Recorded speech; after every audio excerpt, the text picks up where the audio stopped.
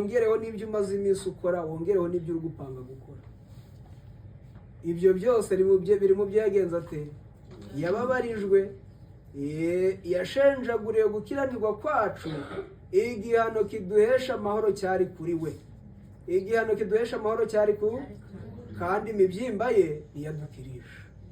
Kandi imibyimba ye niyagenza ate? Mu gitabo ndasoma Uwifuzwe byose bavuzemo aya magambo kuri iyi ngingo.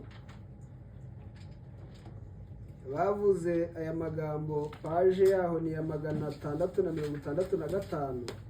Bavuzemo aya magambo.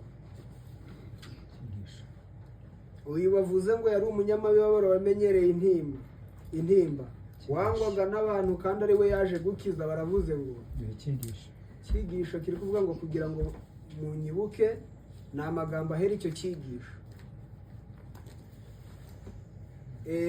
Kugira ngo munyibuke, kandengo ni icya kangahe? Ni icya 72 gihe amagambo ahera icyo cyigisho.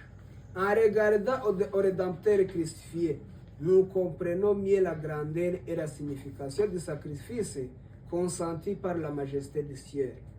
Iyo twitegereje umucunguzi wacu wabambwe, iyo twitegereje umucunguzi wacu wagenze ute? Wabambwe, dusobanukirwa neza ubwaguke ndetse n'ubusobanuro bw'igitambo ijuru ryatanze. Iyo tumwitegereje amanitse hehe? Ku musaraba, ngo niho turushaho gusobanukirwa n'igitambo ijuru ryatanze. Le plat du salut est glorifié devant nous. Uhereye ubwo ngubwo umugambi inama y'agakiza ihabwa icyubahiro. Uhereye ubwo ngubwo inama y'agakiza ihabwa iki? Ihabwa icyubahiro. Et le souvenir du calvaire éveille dans nos cœurs de vivantes et saintes émotions. Maze kwibuka umusaraba w'i Karuvari bikangura mu mutima wacu ibishyika bizima kandi byera. Ntabwo aya magambo muyumvise.